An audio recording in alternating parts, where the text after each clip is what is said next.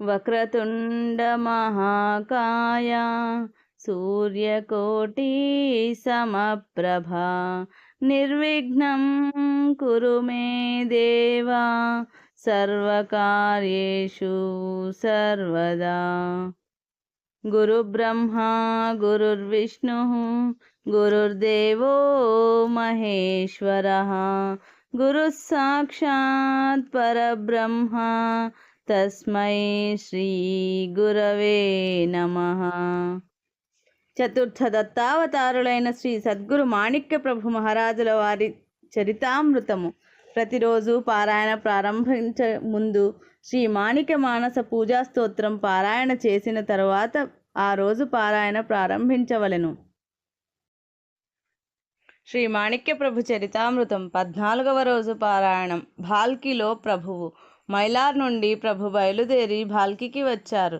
అనుకోకుండా భాల్కికి ఎందుకు వచ్చారో ఎవరికీ తెలియలేదు. భాల్కి పూర్వం మరాఠా సేనాపతి చంద్రసేన జాధవ్ యొక్క జాగీరులో ఉండేది. చంద్రసేన జాధవ్కు ఖర్చు కోసం 7 లక్షల జాగీర్ నిజాముల నుండి లభించింది. ఈ ప్రదేశంలో ఇప్పుడు ఖిల్లా రాజవాడ జీర్ణదశలో కనిపిస్తుంది. ఈ ఊరి యొక్క ఇతిహాసం ప్రాచీనమైనది. పూర్వం దీనికి భద్రపురి లేదా భద్రావతి అనే పేరు ఉండేది. ఇక్కడ భద్రేశ్వర్ అనే పేరు గల శంకర దేవాలయం ఉంది. దాన్నే ఇప్పుడు భాల్కేశ్వర్ అంటారు. ఈ దేవాలయం ప్రాచీనమైనది. ప్రభు ఈ శంకర దేవాలయంలోనే దిగారు. అరుణప్ప అనే పేరు గల ఒక బ్రాహ్మణుడు ఈ శంకరుణ్ణి పూజారిగా ఉండేవారు. ఆయన చాలా రోజుల నుండి కడుపు నొప్పితో బాధపడుతుండేవారు. ఎన్ని ఔషధాలు వాడినా మంత్రతంత్రాలతో కూడా ఉపయోగం లేకుండా పోయింది. అందుకని విసిగిపోయి ప్రాణంపై ఆశ వదులుకొని ఉండిరి. ఆ సమయంలో ప్రభువు అక్కడికి వచ్చారు. అప్పుడు ప్రభువుతో, మహారాజా, నాకు ఈ బాధ నుండి ముక్తి కలిగించండి, ఈ కష్టం నేను భరించలేను అని విన్నవించుకోగానే ప్రభువు నవ్వుతూ, అరుణప్ప, నీవు మరణిస్తే ఈ దేవుడికి దిక్కెవరు? దేవుని పూజ అర్చన ఎవరు చేస్తారు అన్నారు. ప్రభువు ఆ బ్రాహ్మణుని పరిస్థితి తెలుసుకొని ఆ బాధ నుండి విముక్తి కలిగించాలనుకున్నారు.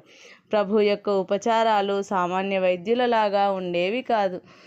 నువ్వులు, కొబ్బరి, అటుకులు పెరుగులో కలిపి లడ్డూలు చేసి ఒక లడ్డూ తినాలని చెప్పారు. ఈ విలక్షణ ఔషధం చూసి జనం ఆశ్చర్యపోయారు. కానీ ఆ బ్రాహ్మణుడు ప్రభు వాక్యంపై విశ్వాసంతో ఆ లడ్డు ఆరగించాడు.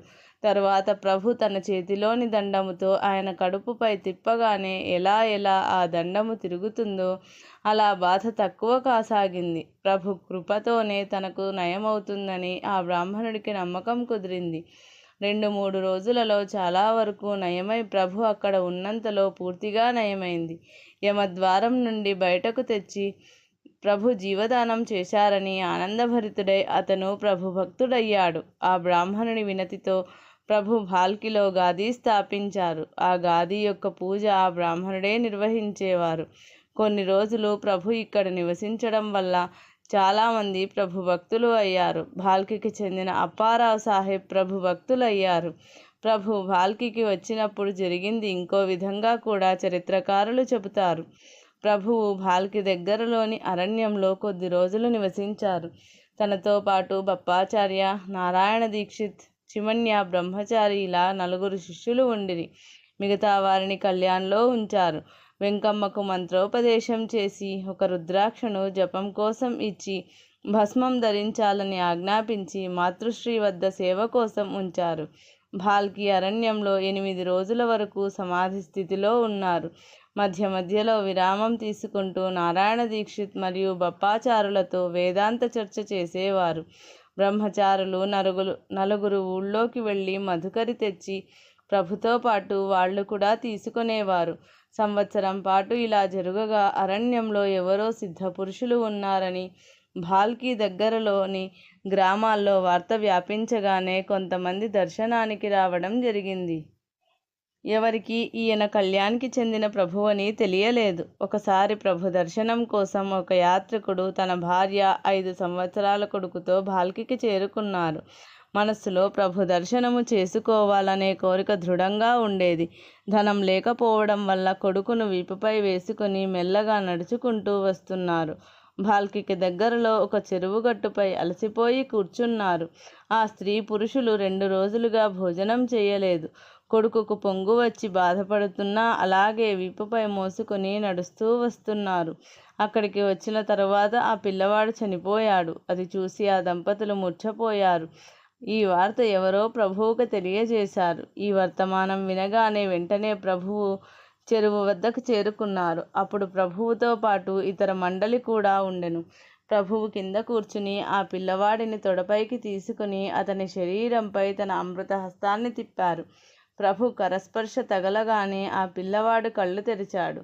అది చూసి ఆ దంపతులు పరమానందభరితులయ్యారు. అప్పుడు ప్రభువు, మీరు ఎవరి దగ్గరికి వెళ్తున్నారని ఆ దంపతులను అడిగారు. అప్పుడు వారు, మేము మాణిక్ ప్రభు దర్శనానికి కళ్యాణ్కి వెళ్తున్నాము. దేవుడు మాకు విపత్తు కలిగించాడు.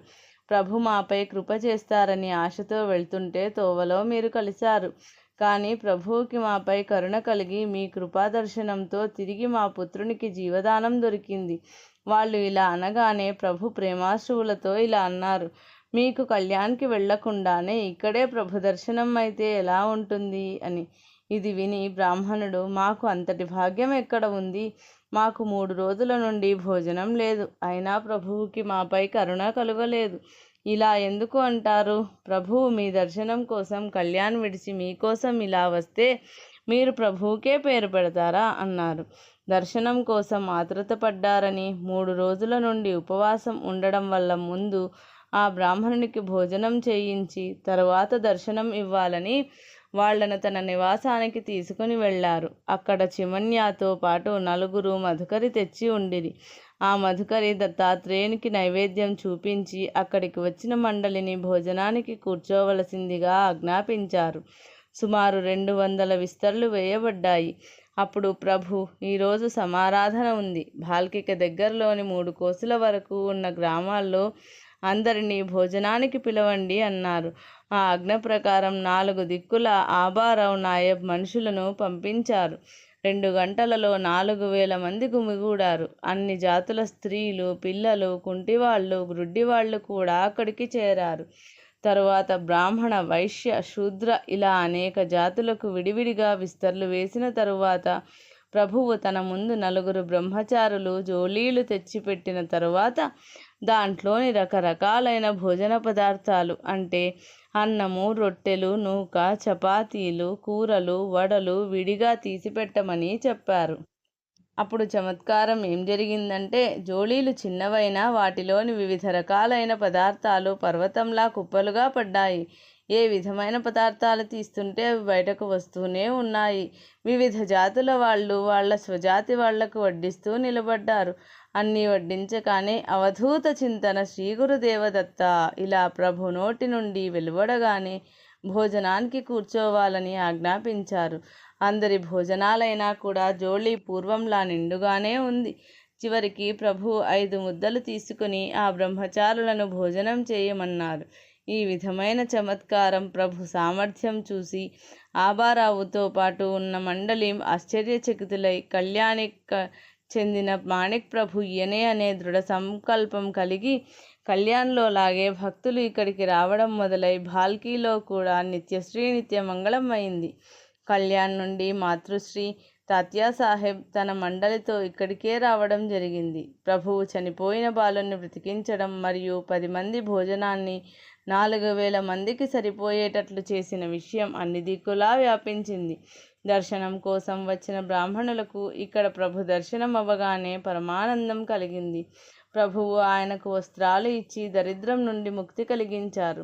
భాల్కి దగ్గరలోని అరణ్యంలోని గుహలో ప్రభువు 1 సంవత్సరం వరకు సమాధి స్థితిలో ఉన్నారు. వెంకమ్మ అరణ్యంలో సమాధి స్థితిలో ఉండడం జరిగింది అని కొందరు అంటారు. వెంకమ్మకు ప్రభువు యోగాసనాలు, సమాధి గురించి చెప్పడం వల్ల ఆమెకు యోగ విద్య ప్రాప్తించింది. ఇది తెలిసి ఆమె సమాధి తీసుకుంది అంటారు. వెంకమ్మ శాశ్వత కృప సంపాదించిన వివరణ ముందు తెలుపబడింది. వెంకమ్మ తపశ్చర్యతో రోజు రోజుకు అధిక ప్రభావశాలి అవడం జరిగింది. గాలి, ఎండ, వాన, చలి వీటికి బాధపడక తపశ్చర్య ఫలప్రదం అవ్వడం, కోరికలను జయించడం, రాగద్వేషాలను, అరిషడ్వర్గాలను జయించడం జరిగింది. తన దృఢ నిశ్చయంతో అన్ని వికారాలను జయించి క్రమంగా ఉన్నత స్థితి వైపు మెట్లు ఎక్కుతూ చివరికి పరమోన్నతమైన స్థానాన్ని అధిరోహించి దేవీ పదాన్ని పొందింది. ఈ హృద్యమైన కథ ముందు వివరించబడుతుంది. సంగ్రామ్ ఖాన్ ముందుగా చెప్పుకున్నట్లు ప్రభు మండలి భాల్కీలో మహదానందంగా గడిపి చిడుగుప్పకు చేరింది. ప్రభువు యొక్క రాకకు కారణమైన లింగాయత్ కులానికి చెందిన గృహస్థులు చిడుగుప్పలో ఉండేవారు. ఈ గృహస్థుకి జనంలోనూ సర్కార్లోనూ కూడా మంచి పేరు ఉండేది. ఈయన బీదలకు సహాయం చేస్తూ జనాన్ని శాసించేవారు. ఈయన శ్రీమంతుడు. వీరి వద్ద సిపాయిలు ఉండిరి. వీరి పేరు సంగ్రామరావు ఉండెను. కానీ సిపాయిలకు అధికారిగా ఉండటం వల్ల వారిని సంగ్రామ్ ఖాన్ అని పిలిచేవారు. అందువల్ల వీరు ఈ పేరుతో ప్రసిద్ధ వ్యక్తి అయ్యారు. ఆ కాలంలో సర్కారు బందోబస్తు తక్కువ. జనమును ప్రోగు చేసుకుని అవినీతితో సంపాదించడానికి అవకాశం ఉండేది. కానీ సంగ్రామ్ ఖాన్ అలాంటి వాడు కాదు. దుష్టుల బారి నుండి ప్రజలను రక్షించుటకు తన ప్రాబల్యం ఉపయోగించేవారు. చెడు కార్యములు ఈయన చేసేవారు కాదు.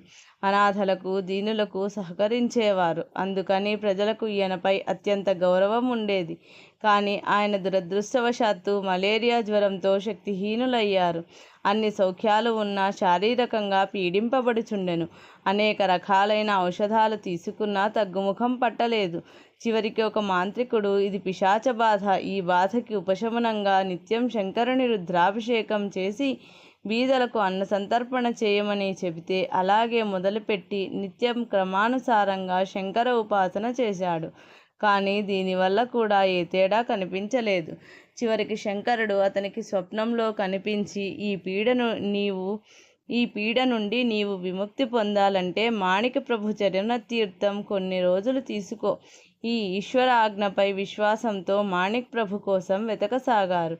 తన పరివారంతో భాల్కీ అరణ్యంలో ప్రభువు ఉన్నట్లుగా తెలుసుకొని అక్కడికి బయలుదేరారు. ప్రభు సన్నిధికి వెళ్ళి పూర్తి వృత్తాంతము తెలియజేయటానికి ముందే ప్రభువుకు తెలిసి, శంకరుని ఆజ్ఞ మాకు శిరోధార్యము, మీ రాక కోసమే ఇక్కడ కూర్చుని ఉన్నాము అన్నారు. ఇది విని సంగ్రామ్ ఖాన్ ఆనందంతో తన కోరిక నిస్సంశయంగా తీరుతుందని అనుకున్నారు. ప్రభువు యొక్క సర్వోపచార పూజ చేసి ప్రభువును చిడుగుప్ప రావలసిందిగా విన్నవించుకోగానే ప్రభువు అతని కోరిక మన్నించి చిడుగుప్పకు బయలుదేరడానికి సిద్ధమయ్యారు. ఆ సమయంలో ప్రభువు అలంకరించిన పల్లకీలో కూర్చుని వెళ్ళేవారు. ప్రభువుకి అతిథి సత్కారాలు చేసి అపూర్వ సమారంభంతో పూజ చేశారు. పూజ అయిన తరువాత చరణతీర్థం తీసుకున్నాడు. ఆ రోజు ఆయన ఇంట్లో పెద్ద ఎత్తున భోజన సమారంభం జరిగింది. వచ్చిన బ్రాహ్మణులకు భోజనం చేయించి అందరికీ రూపాయి దక్షిణగా ఇచ్చి బ్రాహ్మణులు వండిన అన్నాన్ని తాను కూడా ప్రసాదంగా తీసుకున్నాడు. ఈ విధంగా ప్రభువు అక్కడ ఉన్నన్ని రోజులు పూజ, అన్నసంతర్పణ జరిగి సంగ్రామ్ ఖాన్ పూర్తిగా రోగ విముక్తుడయ్యాడు. అప్పుడు అతనికి ప్రభువుపై భక్తి ఎక్కువైంది. ఇది అతని కులంలోని వారికి నచ్చలేదు. ఈ విషయమై అందరూ ఇతనిని తప్పుపట్టసాగారు. కానీ అతని ఎవరినీ లెక్క చేయలేదు. ప్రభువు కూడా నీ కులం వారికి తగినట్లు నడవాలని చెప్పారు. చివరికి తన వాళ్ళందరినీ భోజనానికి పిలిచి వారి ఇష్ట ప్రకారంగా స్వయం పాకం చేయించాడు. తరువాత లింగాయత ధర్మానుసారంగా ప్రభువుకు పూజ చేయగానే అక్కడ ఉన్న అందరికీ ప్రభువు స్థానంలో బసవేశ్వరుని రూపం కనిపించింది. అప్పుడు అందరూ భక్తితో ఆరతి చేసి తీర్థ ప్రసాదాలు తీసుకున్నారు. ఈ ఘటనకు గుర్తుగా ప్రభు ఆ గ్రామంలో అఖండేశ్వర మహాదేవుణ్ణి స్థాపించారు. ఆ సమయంలో పెద్ద సమారాధన జరిగి అందరికీ ఆనందం కలిగింది. శంకరుని ఆరతి ప్రభు ఈ ప్రదేశంలోనే రచించారని అంటారు. ప్రభు పూజ సమయంలో ప్రభు చేసిన బసవేశ్వరుని అష్టకము ఇక్కడ ముందుగా పాడారని చరిత్రకారులు రాశారు. సంగ్రామ్ ఖాన్ తన భూమిలో నుండి పెద్ద భాగమును ప్రభువు పేరు రాసి ఇచ్చారు. ఇది ఇప్పటికీ సంస్థానము అధీనంలో ఉంది. ఇది శ్రీ మాణిక్య ప్రభు చరితామృతము 14వ రోజు పారాయణము సంపూర్ణం. మంగళాచరణము. శ్రీ మాణిక్య బిరుదావళి. శ్రీ భక్త కార్యకల్పద్రుమ గురు సార్వభౌమ శ్రీమద్రాజాదిరాజ యోగి మహారాజ త్రిభువనానంద అద్వైత అభేద నిరంజన నిర్గుణ నిరాలంబ పరిపూర్ణ సదోదిత సకలమత స్థాపిత శ్రీ సద్గురు మాణిక్య ప్రభు మహారాజ్ కీ జై.